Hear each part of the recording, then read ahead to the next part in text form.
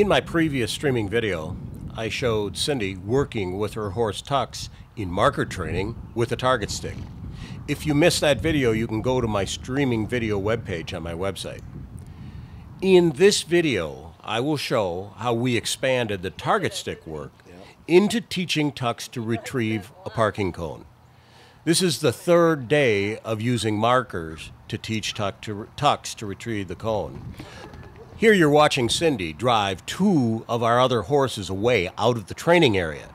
This establishes herself as a herd leader. Notice how TUX understands this and just seems to ignore what's going on. This is exactly what people should do when strange dogs approach their dog when they're out for a walk. It's the owner's job to drive these other dogs off. Now, the retrieve work with TUX began by marking TUX when he first looked at the cone, then marking TUX when he went over and smelled the cone, then withholding the mark until he actually put his mouth on the cone, and then waiting and not marking until he actually picked the cone up, and finally withholding the mark and the reward until he picks the cone up, turns his head, and allows Cindy to take the cone from his mouth. That's the progression of training steps for this work. You can't do a forced retrieve on a horse. All you can do is make sure that you have a high enough value food reward that the horse will continue to try and figure out what it is you want him to do before you give the reward. Too often, new dog trainers lose the essence of how important the right reward is to motivate their dog. One dog's great reward may not be much of a reward at all for another dog. So it's the handler's job to figure out what it is that trips their dog's trigger that will keep them trying and trying and trying to figure out what it is that you want them to do. There's a fine line between letting the horse or letting the dog have the time to try and figure out what the training step is that you want, and also rewarding a try. And by that I mean rewarding the animal when he tries to do something so that he doesn't lose interest and wander off. Notice this horse is at liberty. He can leave whenever he wants. Now, Cindy's using one of Leerburg's bait bags to store her rewards in. The horse knows exactly where his treats are. You're going to see him stick his nose over there and smell the bait pouch every now and then. It's Cindy's job to ignore this behavior and only reward his effort to complete the task that she expects him to do. Now you're going to see an excellent example of why a handler should not move his hands until after the mark. Cindy will reach for this, there, and the horse stops what he was doing. The movement of the hands caused TUX to drop the cone and move towards his expected treat.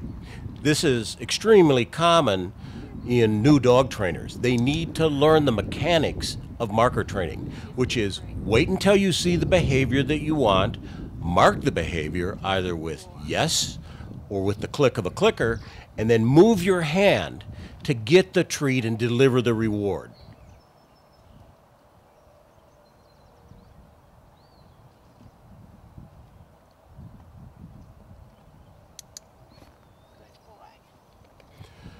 The training step here is to teach TUX that Cindy will take the cone out of his mouth, that we don't expect him at this point to walk with the cone. Walking with the cone is a huge training step. You'll also notice in a few minutes that there are times when TUX does a really good job and Cindy will jackpot the reward. The essence of marker training lies in the details. Just because you see someone using a clicker does not mean that that person is sending the right message to their animal. Quite often, new trainers make mistakes in their timing or miss important details of the system. and end up confusing the animal they're trying to train. If you would like to study the art of marker training, I have a free 84-page ebook on my website titled The Power of Training Dogs with Markers. I also have a DVD of the same title that we sell here at Leerburg.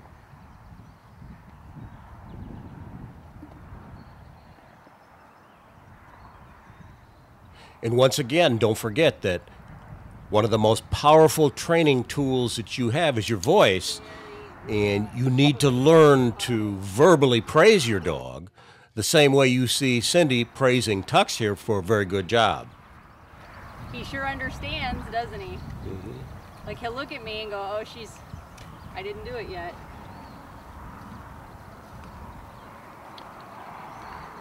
I was getting better ones last night. I hate to try one more, but I'm gonna.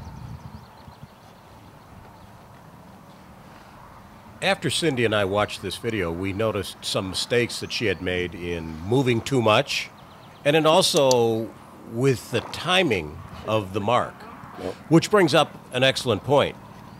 You're going to make mistakes when you mark. Everyone does it. But the most important thing is to remember that when you mark, even if you quickly determine that your timing is off, you still have to reward. No matter what you do, if you mark, you pay for the mark by giving a reward. You always do that.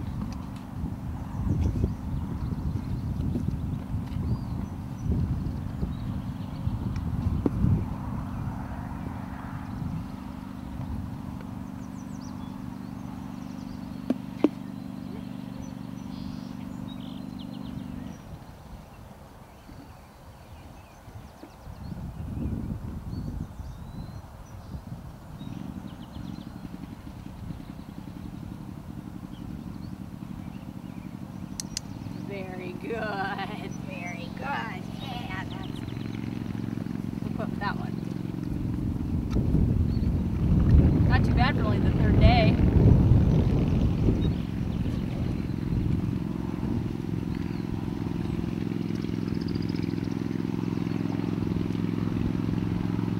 Good job.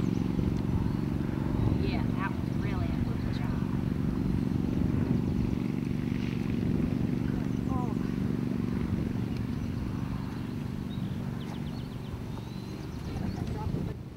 If you'd like to watch some of the free streaming videos that I have on my website, you can go to this web address now. I have a number of free streaming training videos and then a number of product videos also.